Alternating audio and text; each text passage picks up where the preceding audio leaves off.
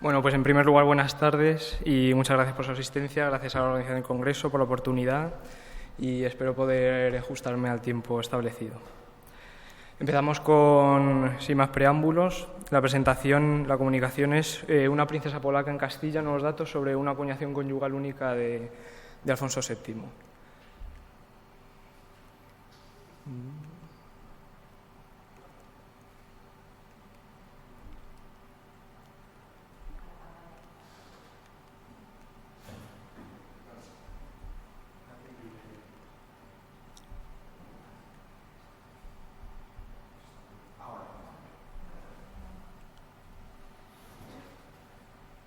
Vale. Este es el ejemplar en concreto, es una moneda única, se conoce un único ejemplar sobre la que he basado pues, esta comunicación. Se trata de una moneda que se dio a conocer recientemente, hace un par de años, y tiene una gran particularidad dentro de la moneda castellana, y es que su leyenda de reverso parece totalmente incongruente y no se ha conseguido dar una lectura racional aparente, ¿no? A pesar de que la tipografía y la epigrafía se lee relativamente bien, los tipos se identifican fácilmente, ¿no? Pero lo que se puede leer y lo que resulta de ellos no resulta nada coherente, ¿no? La lectura actual es algo así como Ausieroen o Aisieroen, bueno, nada que tenga sentido. Respecto al anverso, sí que la leyenda Rex Hispaniae o Hispaniae Rex sí que se ha podido leer con total facilidad y se encuadra totalmente en las titulaturas de la diplomática del emperador. Tanto los investigadores como Manuel Mozo como Antonio Roma no han conseguido dar una explicación. Manuel Mozo dedicó un artículo en el Ecofilatrico Numismático acerca de esta pieza y explicó un poco, intentó explicar esta emisión, y creo que expuso relativamente bien el tema de la titulatura del Rex Hispaniae. Sin embargo, pues el reverso, tanto su diseño como su leyenda, parece más incógnito, ¿no? Un breve contexto histórico, muy breve. Alfonso VII, hijo de Raimundo de Borgoña y Urraca I, muy pronto se ve inmerso en las líneas del poder. Es hijastro de Alfonso I, el batallador, el segundo marido de Urraca, y con el cual tendrá que lidiar, al igual que su madre, por el trono castellano, ¿no? Finalmente, por resumir, tras la muerte del batallador, se corona emperador, aunque ya era rey, en 1135, y tras la muerte de su primera esposa, Berenguela, en 1149, se casa con Rica o Riquilda de Polonia, que era una princesa polaca, la cual le dará dos hijos. Uno de ellos será la mujer de Alfonso II de Aragón. Rica de Polonia estará casada con el emperador hasta 1157. Sobre las labras de Alfonso VII, también muy rápidamente, hay lo que no es indudable a pesar de las disputas de atribuciones, es la gran variedad de tipos, no tanto masa monetaria, pero sí gran variedad de diseños y de tipologías. A pesar de ello, pues nos vemos en bastante problema a la hora de poder explicarlos, debido a que en esta época temprana pues carecemos de documentos de emisión, apenas conservamos unos pocos de donaciones y privilegios, pero es un gran problema el explicar estas emisiones y su origen. Y también una gran característica de la titulatura imperial de todas las emisiones que se presuponen después de 1135, que son bastantes. Respecto a las interpretaciones, como he dicho, hay un acuerdo unánime en la atribución a Alfonso VII, con la que yo concuerdo totalmente. Hay una variante de la titulatura imperial que podríamos decir, con la leyenda de anverso de Rex Hispaniae. Hay una relación clara también de relacionarla con el tipo Caput Hispaniae, con esa referencia en los catálogos. el Momeca 9.8, Imperatriz A6 2.13 entre paréntesis 50, pero el Caput Hispaniae es sin duda una relación clara en el trazado, en el abridor de cuños, seguramente fuera la misma persona que esta emisión que nos ocupa. Y una de las incógnitas es esta leyenda incongruente, que puede estar desordenada, puede ser una combinación de letras y símbolos.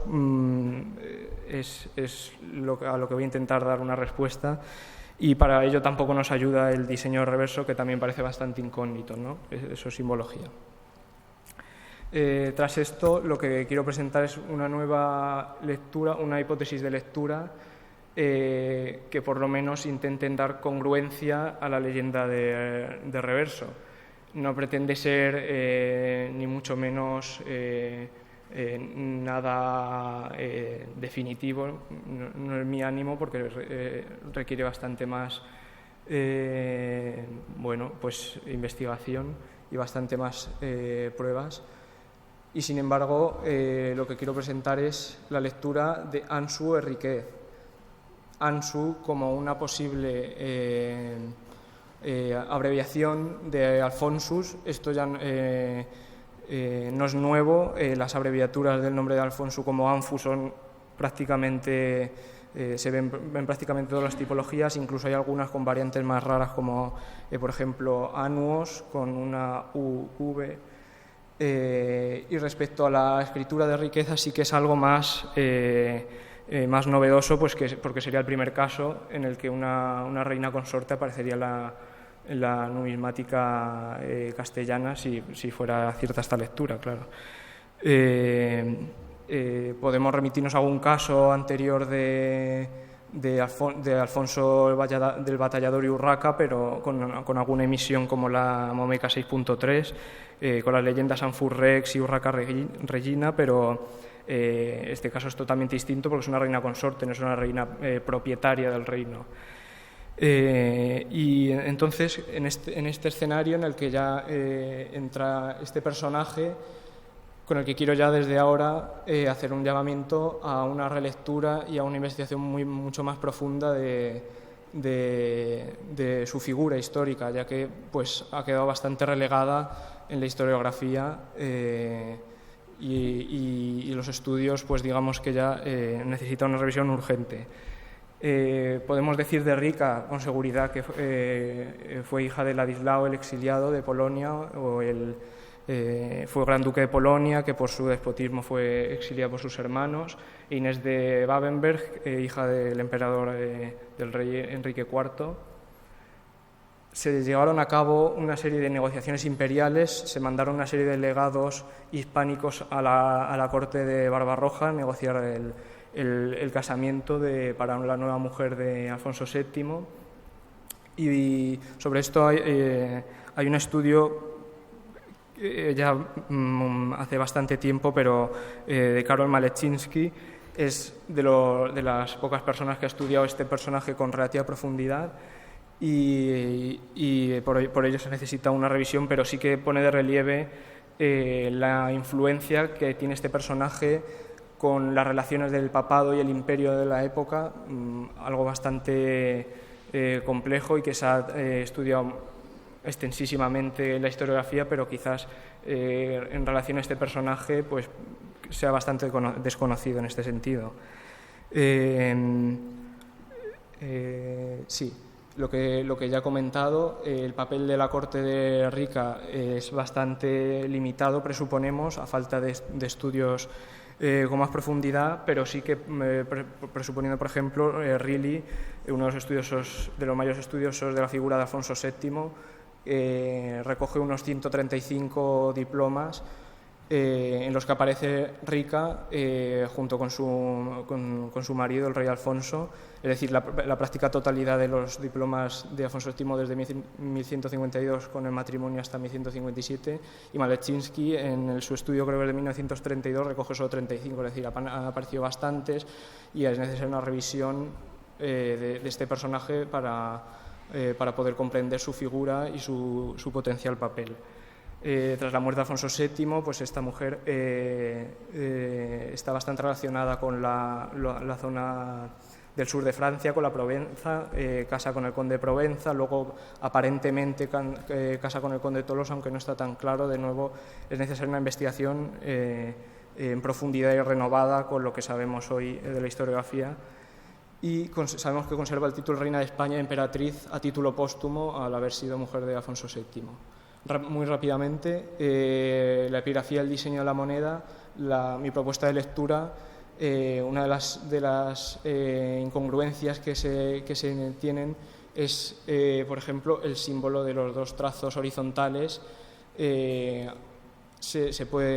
ha podido sugerir que puede ser un separador, puede ser una N o una U o V tumbada. Yo lo que propongo es leerlo como una Z, algo totalmente inédito, porque en la lengua latina pues no hay Z. Nos podemos retraer, por ejemplo, a un Tremis de Witiza para ver algún ejemplo similar, o incluso a la moneda polaca. La moneda que se ilustra es de Ladislao II, el padre de riqueza, y leer el roel o el círculo como una posible Q. También es complejo, pues la moneda francesa pues presenta variantes. Ahí he puesto algunos ejemplos de Q, monedas aquitanas. Su trazado es bastante variable. Sí es cierto que esta moneda tiene un gusto bastante lemosino de Limoges, pero es necesaria una investigación de análisis de cuños y de análisis más profundo de la relación con la moneda francesa. Y ya para finalizar, algunas conclusiones y posibles implicaciones de esta hipótesis es algunas posibles líneas de investigación.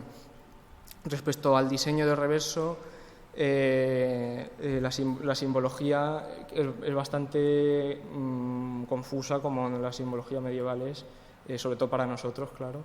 Y puede ser una A y una L de Ladislao y Agnes, puede ser una U y una A de los padres de Alfonso. Son hipótesis como otras cualquiera. Los roeles pueden significar la unión entre Alfonso y riqueza, pues tampoco lo sabemos, es una hipótesis que queda ahí, pero sí que podemos ver que la influencia polaca podría tener en la moneda castellana podría tener una influencia mayor de lo que pensábamos. Hay alguna similitud con los tagmas sarmatas polacos que usa la nobleza polaca, que podrían explicar, si no algunos otros diseños del numario de Alfonso VII. También podría retrasar la emisión del Caput Hispani, que se asocia, ya termino, que se asocia a una cronología más temprana, y quizás podría retrasarse al 1152, si es cierta la influencia de Rica en esta emisión. Y lamento lanzar más incógnitas a falta de más datos y una posterior investigación acerca de este personaje, que es Riquilda de Polonia, y de esta tipología de Alfonso VII tan enigmática. Bueno, muchas gracias.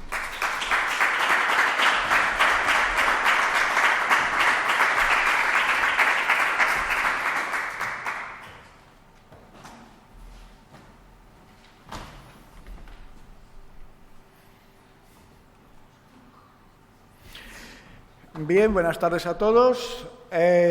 Vamos a hablar del entalle de cuños en la Castilla alfonsí, sobre todo el proceso, los pasos que seguía el abridor hasta completar el grabado del cuño, que luego se utilizaría para la acuñación de monedas. Este proceso de entalle se ha descubierto gracias a la comparación, análisis de modelos, diseños, cuños y variantes de las últimas amonedaciones de vellón de Alfonso VII, acuñadas entre 1277 y 1284. Además de eso, se ha contado con la información que aporta el fraile benedictino Teófilo en su libro de Diversis Artibus, escrito a caballo entre el siglo XI y principios del XII. Teófilo muere en 1130, o sea que aproximadamente sería de esa época, y junto a ello pues el aprendizaje de los métodos de forja tradicional desarrollados en el Centro de Oficios de León. Bien, comenzamos. La primera fase sería el forjado y el recocido de los parejos. El forjado, pues no es más que en la fragua el herrero hace la herramienta al bruto, que daría un poco con esa forma, con la cara del cuño lisa, pero basta. Para poder trabajarlo hay que realizar el recocido. El recocido es el emblandecimiento. Para poder emblandecer el metal hay que hacer un enfriamiento muy lento. El método tradicional es introducir el parejo en las cenizas que se acumulan alrededor de la fragua, dejar que se apague la fragua y en ese ambiente hipóxico se hace un enfriamiento muy lento y se deja que la pieza se enfríe aproximadamente entre 10-12 horas y el recocido ya se ha producido y ya puede trabajarse la cara del cuño, como decíamos, donde se va a labrar. La siguiente fase es el limado y el pulido de la cara del cuño. ¿Cómo sabemos que se realiza esa fase? Por los errores que han cometido los abridores. Las prisas provocan que a veces el abridor olvide completar el proceso de pulido. Entonces quedan esas huellas que podemos observar, por ejemplo, aquí esta sucesión de líneas paralelas, aquí también. Esta moneda no es de Alfonso X, es de Alfonso VI, pero muestra el mismo procedimiento, las mismas huellas. Es un limado imperfecto. Aquí también tenemos las líneas, aquí también tenemos las líneas. Después del limado vendría un pulido con piedras de agua y piedras de aceite. El agua y el aceite no son más que el elemento intermedio entre la piedra y el metal que permite un pulido más, más delicado, hasta dejar el cuño, la cara del cuño, perfectamente lisa. La siguiente fase es trazar sobre el cuño, sobre la cara del cuño, una serie de líneas de guía. Las primeras líneas de guía que se trazan se hacen con el compás de joyero. Tenemos aquí esta pieza que es el cuarto de dobla de Burgos de Alfonso X, conservado en el Museo Arqueológico Nacional. Tenemos ahí el punto del compás que se ha clavado en el centro del cuño, ahí está ampliado. Y luego se trazan una serie de líneas concéntricas en las que se van a enmarcar las gráfilas. También hay pruebas de que con el mismo compás de joyero van a trazar líneas que dividen el campo de la pieza, como se puede observar aquí, esta línea que continúa. Entonces está delimitando, dividiendo las distintas secciones de la cara del cuño para luego permitir que el entalle esté perfectamente centrado. Ahí tenemos varios detalles con ampliaciones y demás. El siguiente paso es entender las herramientas que utilizaban y el efecto que producen sobre el metal del cuño. Una de las herramientas es el buril. El buril es una herramienta de corte. Al cortar el metal, vacía el metal, crea un hueco, mientras que el punzón deforma el metal. Esto es esencial porque al deformar el metal afecta a las formas que se han grabado previamente. Al afectar a las formas que se han grabado previamente, si yo observo en una moneda una forma, una figura deformada, sé que se ha grabado antes que la que tiene al lado. Estos de aquí son punzones. Aquí tenemos un punzón en forma de media luna, aquí un pequeño punzón triangular que hice yo en el Centro de Oficios de León. O sea, es una prueba un poco del efecto que producen los punzones sobre el metal. Lógicamente, con mucha torpeza, porque yo no tengo la destreza de los entalladores profesionales que había en la Edad Media, claro. Bien, aquí tenemos ejemplos de la acción del buril, según la maestría del entallador que lo utiliza. Este entallador de la Ceca de Burgos es un entallador muy torpe. Sus trazos son imperfectos, irregulares, cambia el grosor perfectamente. Aquí se ve muy bien esa falta de precisión en el grabado, mientras que el abridor de Toledo tiene unos trazos perfectamente rectos, paralelos entre sí, continuos, etcétera, etcétera. Lo primero que va a grabar, como decimos, son las gráfilas. ¿Por qué sabemos que graba primero las gráfilas? Si vemos, por ejemplo, aquí esta letra M está grabada sobre el compás de la leyenda. Aquí lo mismo, moneta, la N, la base de la N, ha borrado prácticamente al completo el compás que formaría esta gráfila de compases que tenemos aquí. En este caso ocurre lo mismo. En el óbolo, también llamado Pugesa, vemos cómo hay un error en la Ceca de Sevilla. Por equivocación, el abridor grabó 3 líneas de gráfila inferior en lugar de las 2 que son habituales. Entonces eso provoca que el león aparezca desplazado. Ese desplazamiento del león lo que nos está diciendo es que ha sido grabado posteriormente a la gráfila. Aquí arriba, por ejemplo, un pequeño detalle, el punto grabado sobre el compás de la gráfila. ¿Eso que nos informa? Pues que el punto se pone a posterioridad. A continuación se graban las figuras. En las figuras se graba, por ejemplo, va a utilizar una serie de líneas maestras que van a guiar el trazado de las figuras. Utilizan en el león el punto central donde se marcaba o donde se imprime el compás como inicio del lomo, de ahí para abajo, y también va a grabar una serie de líneas maestras, este es del abridor sevillano, que van a orientarle en el grabado para no salirse.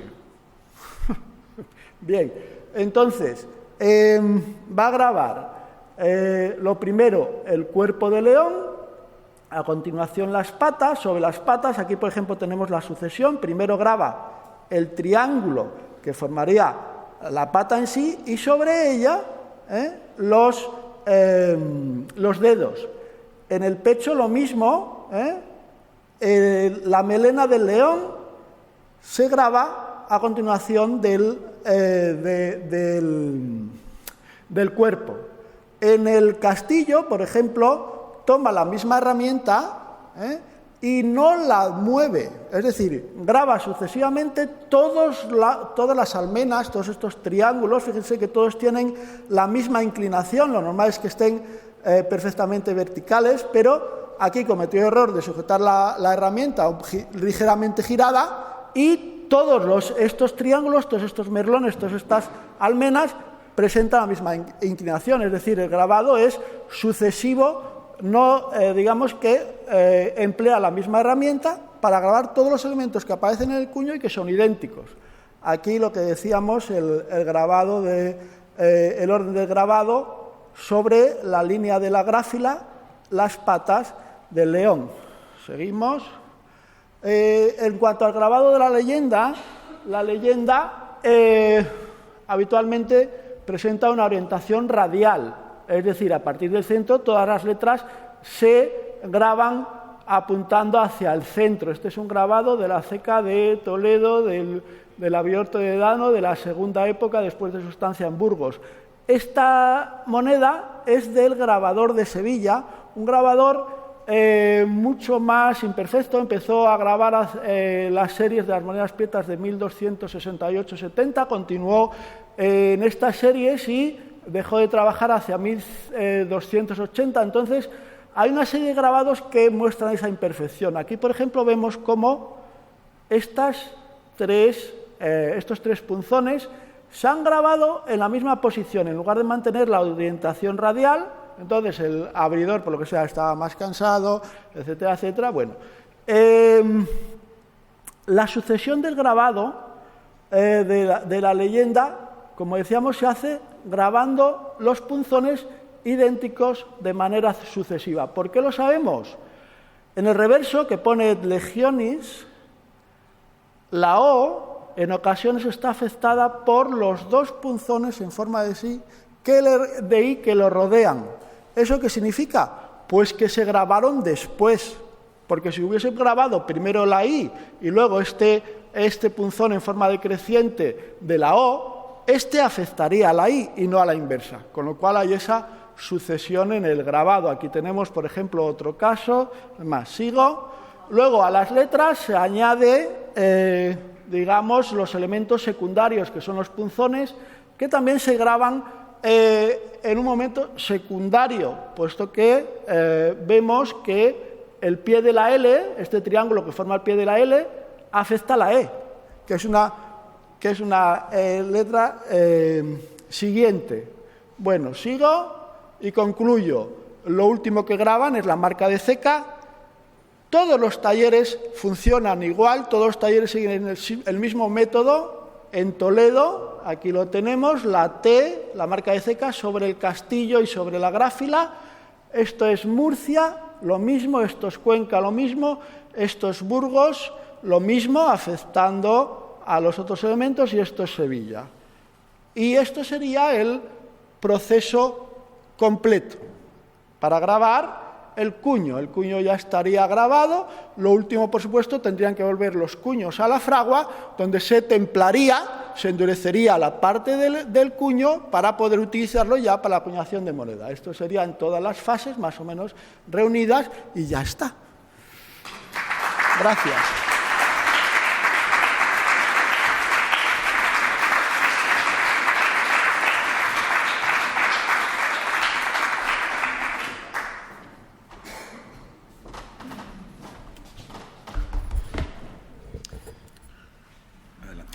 Muy bien, buenas tardes. Gracias. Disculpas de los autores del trabajo por no haberlo podido impartir esta mañana por razones de desplazamientos, viajes fuera de España, en fin, cosas muy complejas. El llamado Tesorillo de Riaño, como saben ustedes, es un ocultamiento que apareció de una forma totalmente casual, aprovechando un descenso de pantano de Riaño cerca de León por las sequías habituales. Se produjo una intervención arqueológica en una cueva, en un grupo de prehistoriadores de la Universidad de León, y al salir de la cueva y bajar en un camino, el vicio de los arqueólogos y prehistoriadores de ir mirando al suelo, alguien se percató de que había monedas y rápidamente, metodológicamente, recuperaron todo el material, comprobaron que existía un cono de deyección desde donde hubiese empezado el derrame, no había ningún contenedor cerámico y ya está. Había un registro fotográfico estupendo de todo ese proceso que misteriosamente no, se cayó al becario del grupo de investigación desde un farallón al pantano. Y no fue ahí detrás, porque el grupo de investigación es bueno y no lo sacrificó ritualmente, pero se perdió toda la documentación fotográfica. El tesoro, por una amistad con el director del proyecto de prehistoria, pudimos ir a verlo al Museo de León. El material se pudo revisar, no se ha restaurado, por lo menos cuando lo vimos solo sabía alguna de las piezas de plata. Muy complicado, intentamos que lo restaurasen, hicimos fotografías, el museo no podía, los grandes problemas de los hallazgos en museos y gestionarlos en un museo complejo, y por lo tanto se hubo que trabajar sobre el material en las condiciones que estaba, y que está, me temo, todavía. Se pudo trabajar bastante bien, el museo, ya que hemos hablado de museo, fue muy amable, nos dieron todas las facilidades, fue todo muy agradable, dentro de que se pudo trabajar. Se registraron, se pesaron, se midieron, se metió una base de datos, se hizo un corpus fotográfico razonable, y a partir de ahí se empezó a hacer estudio porque presentaba complicaciones, digamos, en su composición, motivo de largas discusiones entre el señor Roma y yo. Bueno, algo que también hay que decir es que a mí me consta, porque hay varios trabajos que se van a publicar disculpen, que se van a publicar en Omni y en Numisma, artículos que, como yo he sido revisor ciego, pues no sé de quién son muy distintos, son muy interesantes los dos, y por nuestra parte sí es verdad que este es un trabajo que ya habíamos hecho con anterioridad y que, bueno, pues que podemos presentar ahora. Algo que es interesante, primero, combina dos clases de monedas muy distintas entre sí. Muchas monedas de plata y muchas monedas de vellón. No todas las monedas de vellón que circulaban en aquella época aparecen allí. Y con esto quiero decir qué es lo que hay. Primero, aparecen muchos reales, estos son de Enrique II, de varias décadas. Hay muchos también de Pedro I, es decir, toda la plata que se van acuñando por los reyes hasta 1390, por lo menos antes del fallecimiento de Enrique III en 1404. Sabemos esto porque no hay ningún real de Enrique III. Es decir, no hay ningún real de Juan I, ni de Juan II. Es interesante porque son bastantes los reales que aparecen ahí.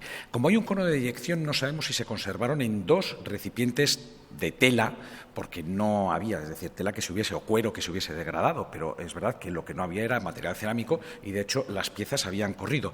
Es interesante también que aparecen monedas divisorias, porque en los tesorillos que conocemos de este periodo no hay monedas fraccionarias como son excepcional, porque se conoce otro tercio de real de Enrique II, fabricado en 1373, no se conocen, y aparecen algunos quintos o sextos de real que se venían teniendo en la literatura como de Juan II, pero lo cierto es que no hay monedas de Juan II.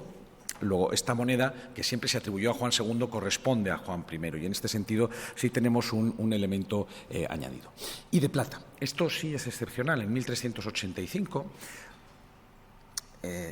hay una invasión del norte peninsular, en concreto hay una ocupación de parte de Galicia, porque es en este caso Juan de Lancaster, fabrica moneda en Francia, viene con ella, ocupan La Coruña, ocupan alguna zona. Hay un tesorillo que describió en uno de los mejores artículos de numismática que se han escrito, que es de Pío Beltrán, sobre las monedas de Juan de Gante, duque de Lancaster, que está publicado en su obra completa, es recomendable porque es un trabajo excelente, en el que dice que Pelegrín del Ser era su monedero y que con él debió venir o no sabemos dónde se fabricaron estas monedas. Pío Beltrán describe 4 monedas, 2 de ellas de este grupo, es decir, de Juan de Lancaster, entre Galicia, o en el sur de Galicia, le llama el tesorillo del sur de Galicia, desperdigado en los años 50 en el mercado, y este sí aparece ahí. Es extraño porque no es una moneda de curso legal, es una moneda de una plata muy baja. Este es el estado que tenía cuando nosotros la encontramos. Junto a la moneda de plata aparece moneda de vellón. Aparece moneda de vellón de 2 tipos. Aparecen muchas blancas que se fabrican a partir de 1391 y aparecen muchos dineros de Enrique III también. También aparecen dineros de Enrique II, también aparecen dineros de Fernando IV. Curiosamente, hay otra clase de moneda que combina con los dineros, que son los cornados.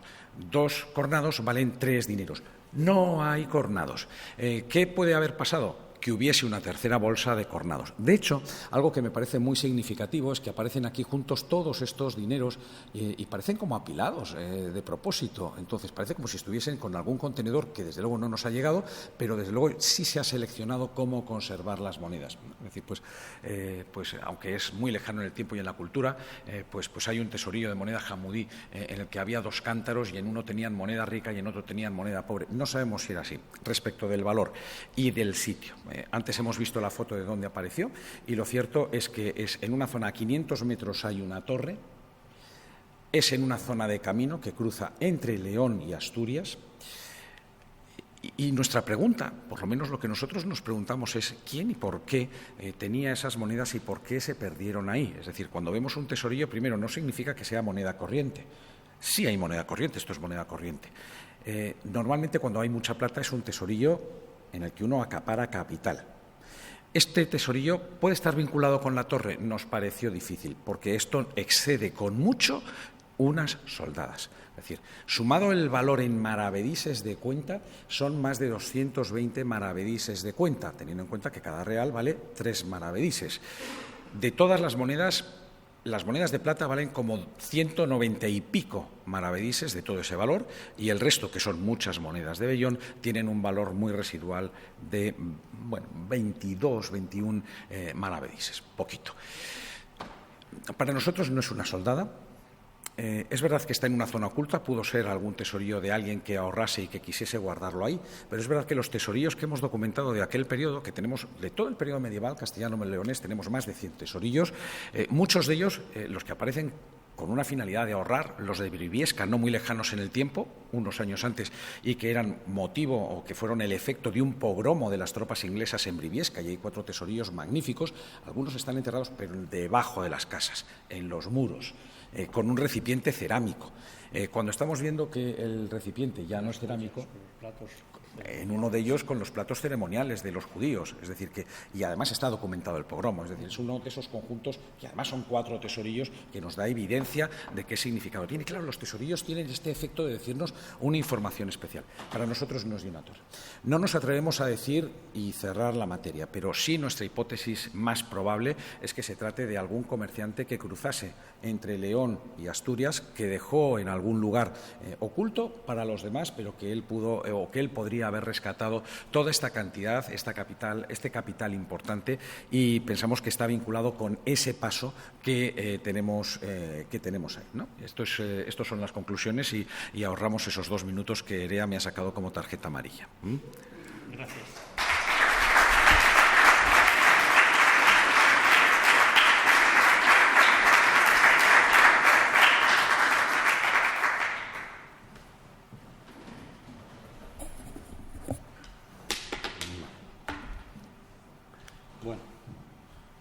Buenas tardes. Encantado de estar entre tantos amigos, tantos medievalistas, sobre todo especialmente al liante que acaba de hablar aquí. Vamos a ver, tiene mucha relación con lo que acaba de comentar justamente Antonio ahora, porque partimos precisamente de eso, del tesoro de Riaño, y además es curioso porque vamos a evaluar 2 tesoros que son de la zona del Reino de Castilla y León, pero la parte occidental, es decir, la zona leonesa, casi limítrofe con la raya portuguesa. Bien, plata. Esto es plata. ¿Qué plata había en Castilla? Muy poca. Igual el comentario que ha hecho antes, la interesantísima aportación que ha hecho antes Elías, tiene su importancia, porque Ladislao II dominaba Silesia, y Silesia era de los yacimientos importantes de plata en todo el occidente cristiano. Y el problema de la península ibérica, y especialmente en Castilla y León, es un mal endémico, no hay plata apenas. Las minas están ahí. Hay oro más por el tema subsahariano, es más factible encontrar oro por el tema de las parias, pero realmente el medievo hispánico y especialmente el de Castilla y León se caracteriza por la ausencia de plata. Bien, 1363, yo creo que aquí básicamente todos sois medievalistas y no hay que hacer un excursus grande sobre eso. Se introduce el Real de Plata ya como elemento consistente y pasando del bimetalismo al trimetalismo. El Real de Plata de Pedro I, ya sabéis la famosa invocación bíblica de los salmos, Señor, ayúdame y dispersa o desbarata a mis enemigos, en doble leyenda, y eso va a ser el Real de Plata que va a hacer fortuna y que atravesará los siglos durante todo el antiguo régimen hasta la edad contemporánea. 70 piezas por marco, aproximadamente un peso aproximado cada Real de Plata de 3,43 y el diámetro unos 26 milímetros. Digamos que estos son las medidas canónicas y tiene que ver con la conclusión final que veremos al final. Bien, punto de partida, siglo XIV. 3 tesorillos leoneses, uno precisamente la interesantísima aportación que nos han hecho antes. Partimos de lo que yo he llamado siempre el imperio del vellón. En el siglo XIV, tesoro representativo puede ser Obispo Grau, también en el Museo de León, y básicamente, ahí tenéis una fotografía de detalle de la muestra que se hizo en su momento, son dineros de vellón. Dineros como los cuños que os estábamos mostrando antes, Javier, muchos de ellos, porque además ahí precisamente sí que hay la famosa moneta legionis de esa aportación enciclopédica que nos acabas de regalar, Javier, hace prácticamente un año. Bien, pasamos al siglo XV y el panorama cambia con el trimetalismo.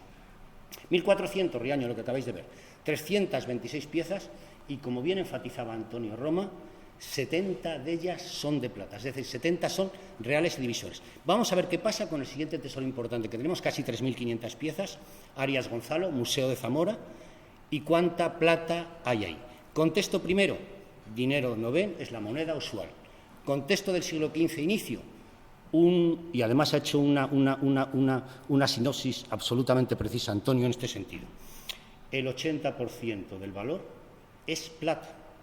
Aproximadamente el 20%, 21, 25% de las piezas son plata, pero el 80% es plata. Siglo XIV, aparece oro y oro foráneo fundamentalmente, es decir, mucha blanca de vellón que ya se ha difundido, ese es el contexto en el que ahí hay una blanca perfectamente difundida, la blanca de 5 dineros, y ahí veis en el montaje que se hizo expositivo en el Museo de Zamora, veis precisamente el brillo de las monedas de plata y de las monedas de oro. ¿Qué pasa entre un momento y otro? No sé qué ha pasado, no me he ido para adelante. Falta de cargar una diapositiva. ¡Qué pena! Falta una diapositiva que era fundamental. Voy a pasar deprisa a ver si hay posibilidad. Bueno, es esta la que me interesa. Bien, primero veis ahí en azul la plata, es el 21% en 1400, a iniciar aproximadamente circa 1400, al iniciar el siglo XV. Y en cambio solo el 0,35 en 1440. Primer detalle importantísimo, es decir, la blanca y el vellón ha vuelto a desplazar la plata en la circulación con todas las cautelas y salvedades que Antonio ha deslizado antes en algún momento. Segunda constatación importante, iros a la columna central.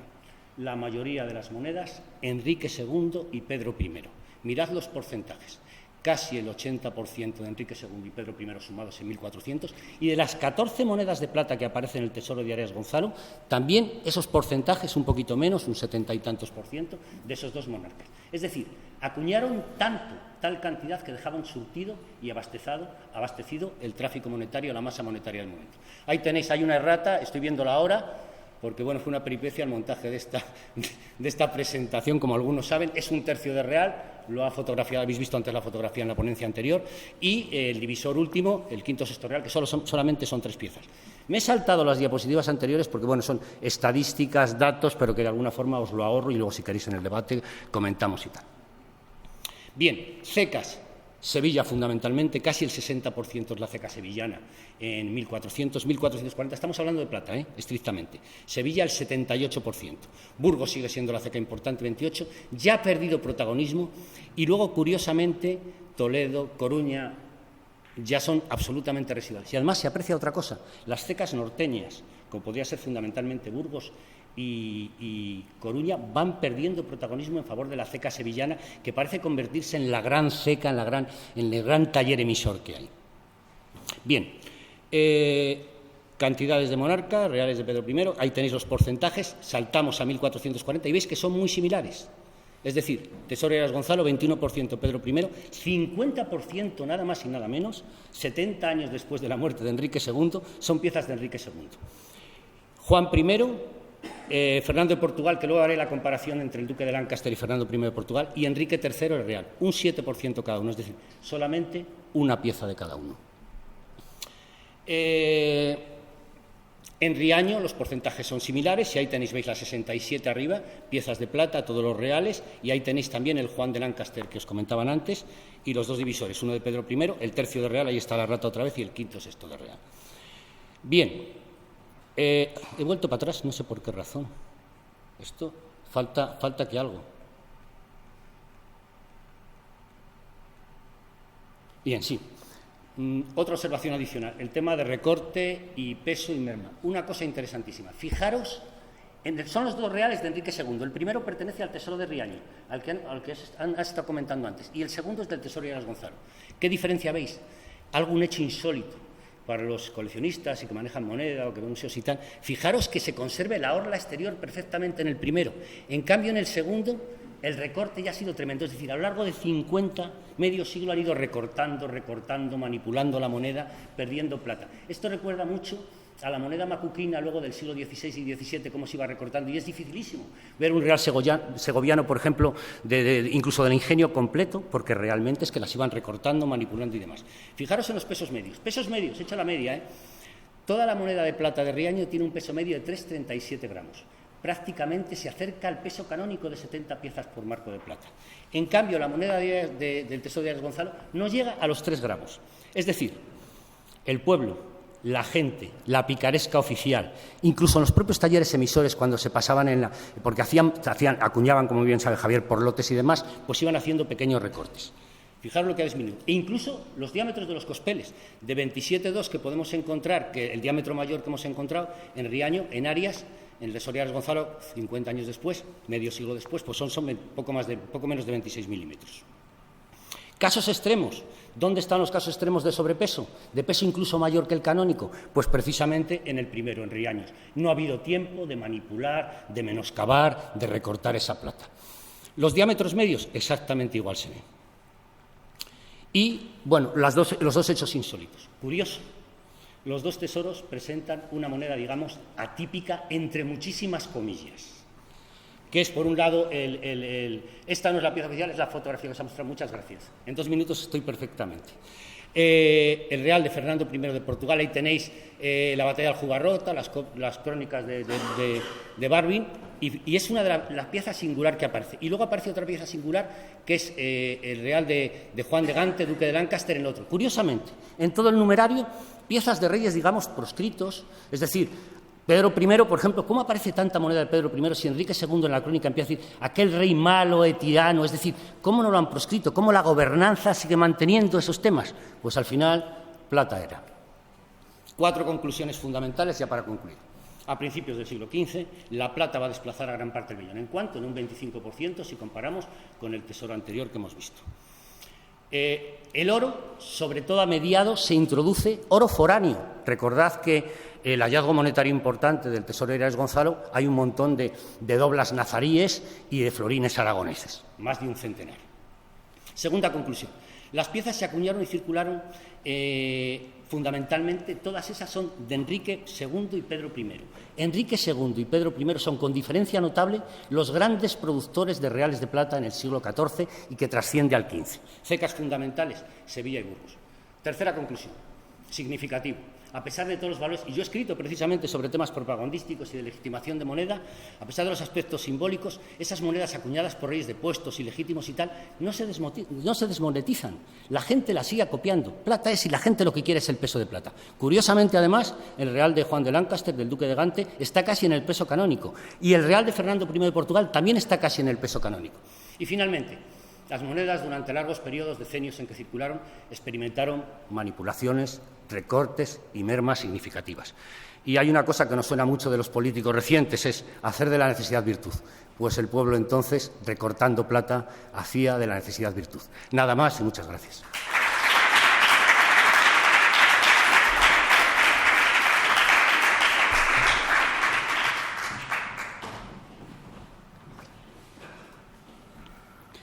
Buenas tardes. Antes de nada, agradecer a la organización del Congreso por permitirnos presentar esta comunicación, y a todos ustedes por su asistencia a esta exposición. Me van a permitir ustedes que lea el guión, más que nada para no dispersarme demasiado y atender al horario que tenemos.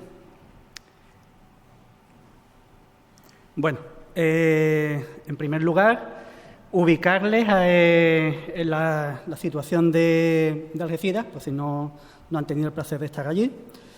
Pues Algeciras se sitúa en el extremo meridional de la península ibérica, en la costa norte del estrecho de Gibraltar, un punto de gran interés estratégico, ahí lo ven.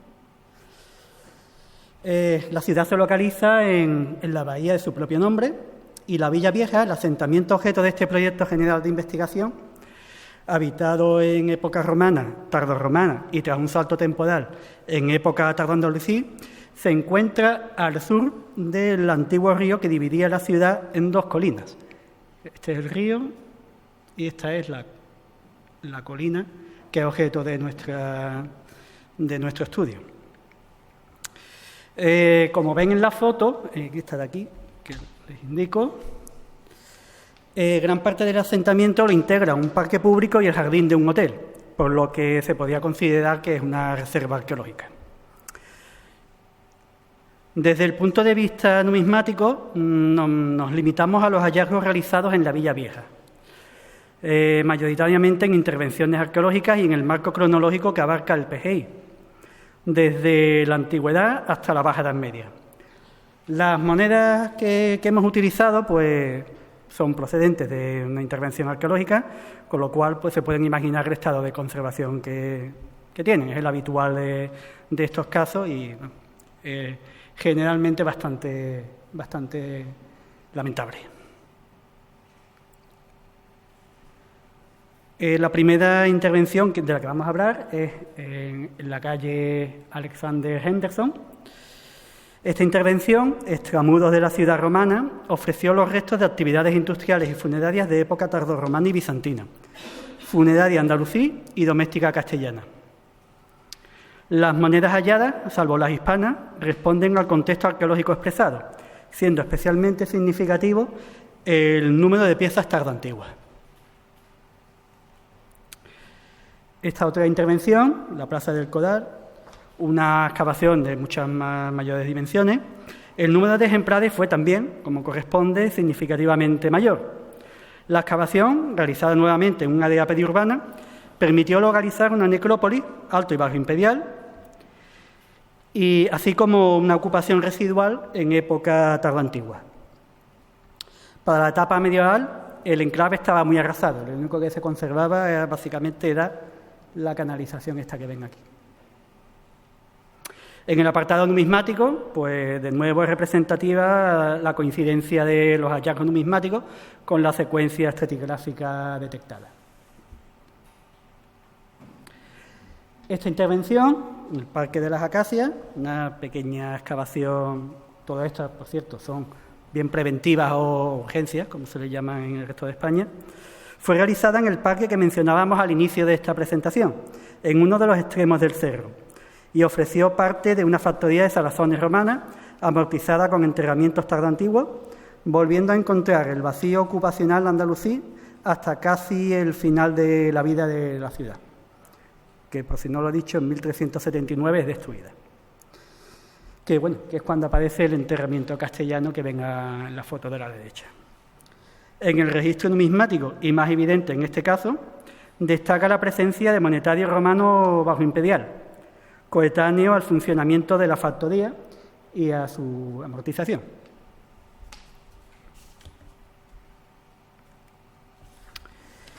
Esta actividad en la Huerta del Carmen, que está inscrita en el marco del PGI, se desarrolló en el recinto amurallado romano y mediní, con reformas nazaríes y castellanas. Las monedas halladas son mayoritariamente de carácter residual, destacando por su significación una pieza nazarí, que respondería al momento de ocupación mediní-nazarí a mediados del siglo XIV. Hay que mencionar las diversas excavaciones que han sacado a la luz una importante factoría de salazones en Algeciras, que ha sido declarada BIC, y que está en proceso de puesta en valor para su visita pública por los ciudadanos, y en la que se han hallado casi 1.300 monedas, que han sido y están siendo analizadas por los profesores Alicia Dévalo y Bartolomé Mora. Por otra parte, pues tenemos otros hallazgos casuales y menores también, acaecidos en la Villa Vieja, que han proporcionado monedas de diversa cronología, mayoritariamente bajo imperiales y feluces, destacando por su interés el medio shekel hebreo del siglo I después de Cristo, por la frecuencia con la que aparecen estas monedas de Judea de esta época en los puertos de la antigüedad, como el caso de Algeciras o de Gades. Pues creo que voy bien de tiempo. Entramos ya en las conclusiones. Como tenemos tan poco tiempo y vamos tan rapidito, el desarrollo de las conclusiones pues las podrán disfrutar en las actas, ¿no? Simplemente vamos a hablar los datos más relevantes desde el punto de vista numismático. Total, disponemos de 101 monedas con predominio claro de emisiones de la antigüedad, especialmente de la etapa tardorromana de la ciudad. Contamos con varias monedas de la propia Algeciras, Julia Reducta, Fundación Augustea, por cierto, así como de la vecina ciudad de Cartella. Para época bajo imperial destacan en el siglo III las abundantes imitaciones de consecratio de Claudio II o las emisiones de la segunda mitad del siglo IV. En la antigüedad tardía destaca el relativamente alto número de piezas y su precario, en este caso aún más intenso estado de conservación. Y no queremos entrar en polémica de su adscripción cultural, si bizantina, si visigoda. Tenemos que tener en cuenta que estamos en Algeciras, son una influencia bizantina, pero tardoantigua, aséptico, que es esta monedita que tenemos ahí abajo, que no se ve prácticamente nada. Con respecto a las emisiones andaluzíes, estas responden en parte a la ocupación antrópica en la Villa Vieja, aunque también al tipo de monedas empleadas. El alto volumen de feluces del Emirato dependientes hallados explicaría un asentamiento temporal en este momento del siglo VIII, que no ha sido bien precisado desde el punto de vista de la arqueología. Asentamiento emiral que se había abandonado hasta que los mediníes fundaron su ciudad en una ciudad palatina en esta colina, y su posterior conquista por Alfonso XI, estableciendo un nuevo hábitat en el que las monedas castellanas circularon con otras como las que traían los comerciantes genoveses, asentados en Algeciras, según las fuentes escritas, aspecto que se confirma con el hallazgo de esta monedita. Para terminar, incidir en la necesidad de que arqueólogos y numismáticos trabajemos juntos por el bien de la investigación y la difusión del patrimonio cultural. Y si me da tiempo, minutillo, pues quería romper una lanza, se han roto ya muchas lanzas, parece esto una batalla en este congreso, a favor de la arqueología profesional, de la que soy humilde representante, y bueno, defender que hay profesionales de todo tipo. Igual que, sí, hay piratas y hay gente honrada. Igual que también hay académicos que hacen las cosas regular y que las hacen bien, o el funcionario de las administraciones que trabajan regular y otros que trabajan bien. Quiero comprensión con este tipo de profesión, que además no está regulada, no cuenta con el reconocimiento de profesión en España. No tenemos IAE, número de IAE, y por otra parte, pues bueno, es una profesión, somos autónomos. Nosotros pagamos una cuota a final de mes, no tenemos una nómina ni 14 pagas. Entonces, comprendan que tenemos que hay mucha competencia, pero, por ejemplo, en mi caso, siempre que puedo, me gusta, investigo y procuro difundir el patrimonio cultural, que para eso somos arqueólogos, historiadores y es nuestro deber. Y nada más. Muchas gracias por su atención.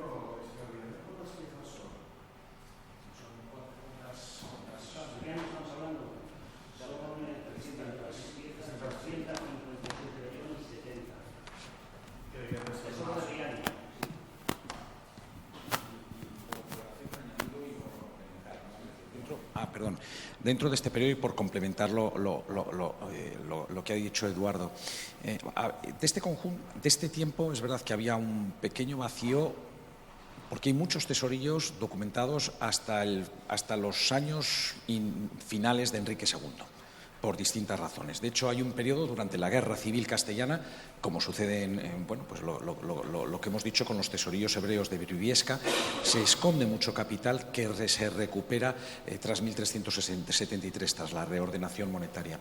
Pero es verdad que había pocos tesorillos, el de Arias Gonzalo, que ya había estudiado Eduardo, ha aparecido el de Riaño, y bueno, es interesantísimo, y me gustaría destacar, porque se ha producido en estos años la publicación de otro contexto que, no siendo un tesorillo, supone una acumulación monetaria de un extraordinario valor en términos europeos. No se produce en la península, se produce en Lanzarote. Es decir, y perdón, pero me quiero meter ahí, porque son en una zona de vertido, aparecen 10 monedas de Enrique III, cornados que circulan muy bajos en tiempos de Enrique III, y blancas de Enrique III, contramarcadas por los conquistadores normandos al servicio o vasallos, haciendo un contrato de vasallaje con Enrique III.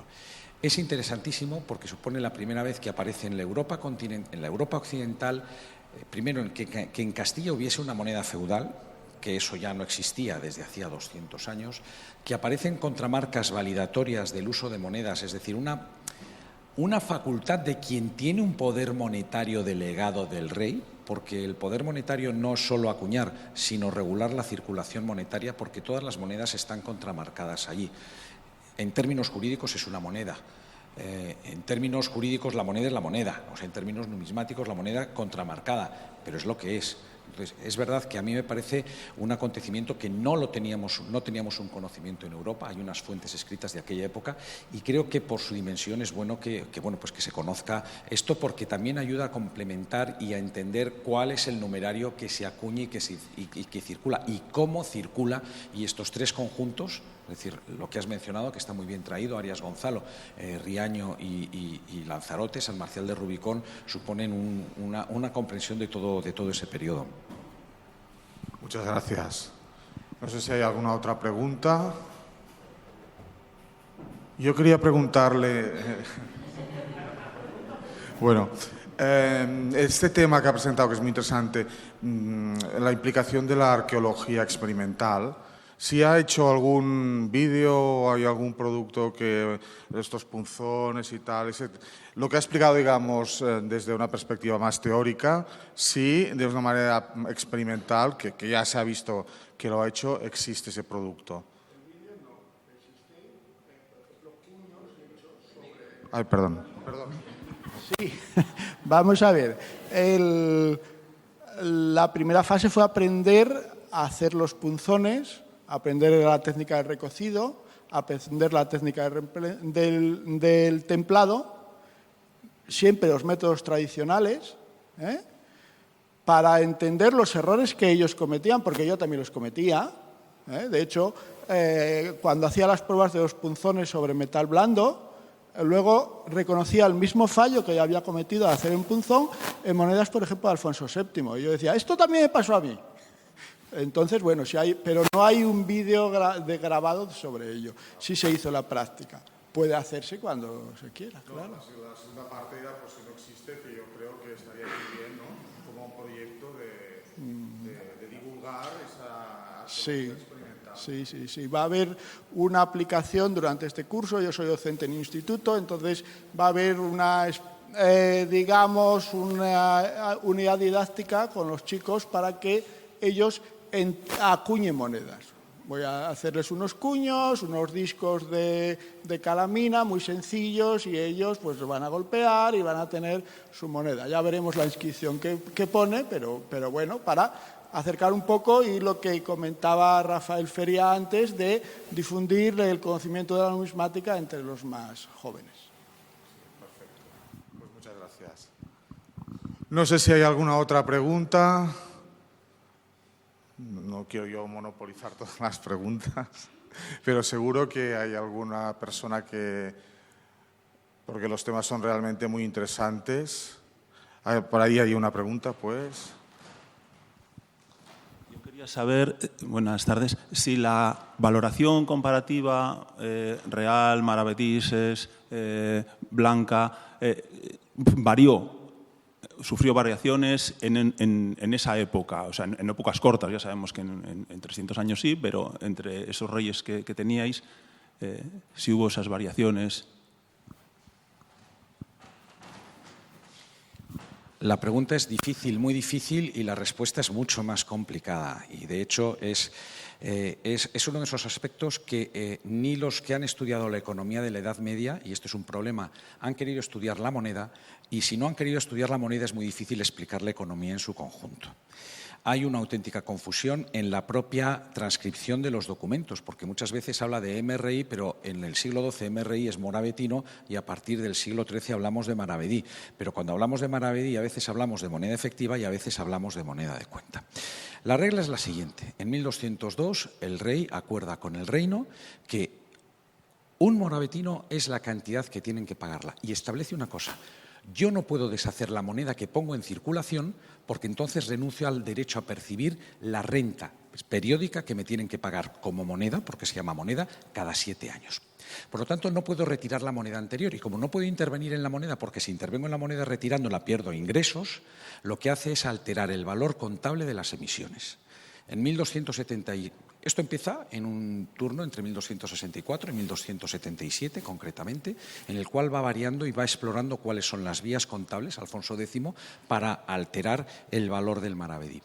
¿Qué es lo que hace? En 1277 el maravedí vale 1,36 gramos de plata, en términos de gramos de plata, es decir, tenemos que transcribir o tenemos que hacer esa transcripción. Cuando llegamos al real de Pedro I, el maravedí vale 1,13 gramos. Es el peso que tenía ese tercio de real, 1,13 gramos, un valor de un maravedí. ¿Cuántos son los cornados? 6 cornados hacen un maravedí.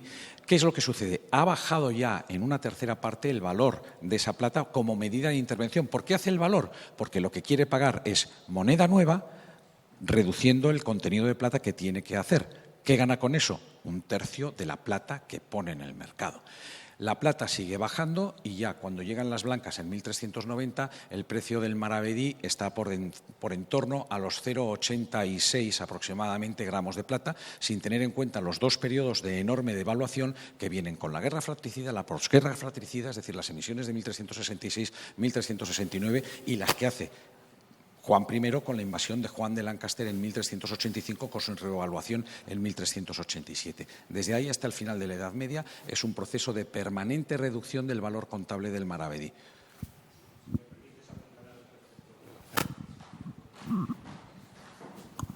No, y por apuntalar un poco y aclararlo incluso un poquito más, que Antonio lo ha hecho perfectamente, el maravedí, que habla él de las Cortes de 1202, es una divisa de oro. Es decir, es el moravitino, es decir, la imitación justamente en oro de la moneda coetánea nazarí islámica y todo lo demás.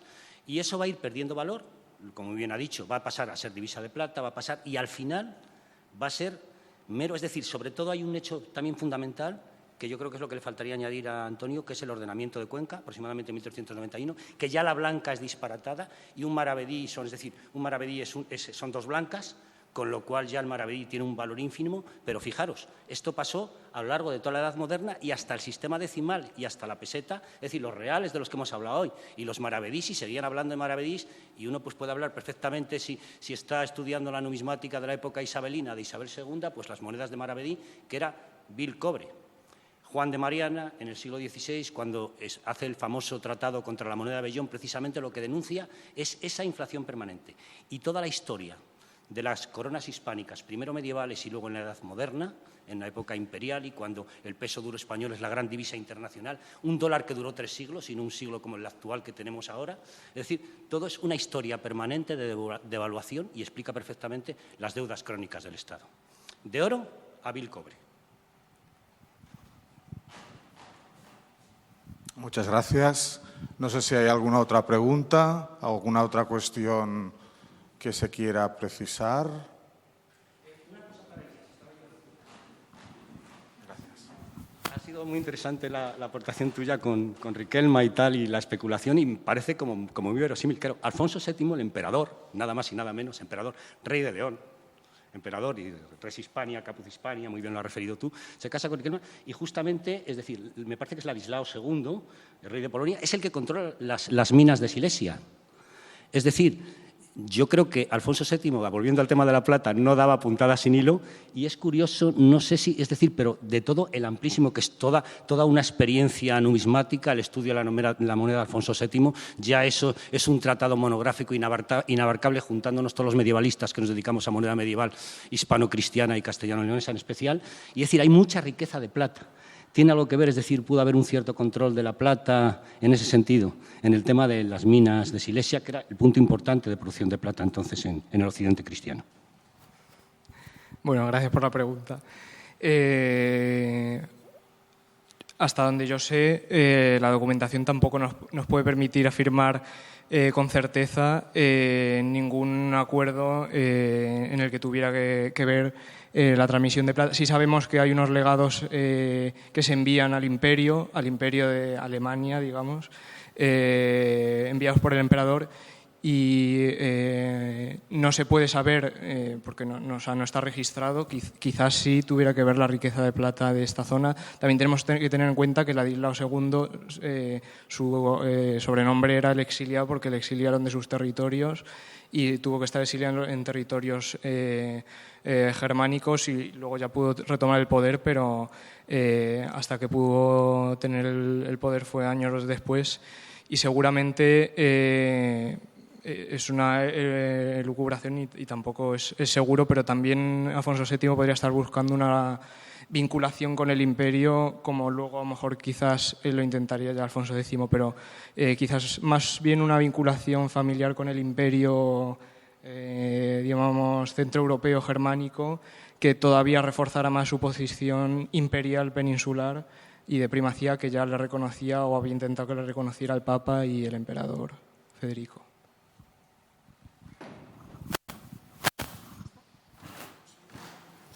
Muchas gracias. No sé si hay alguna otra cuestión, alguna otra pregunta.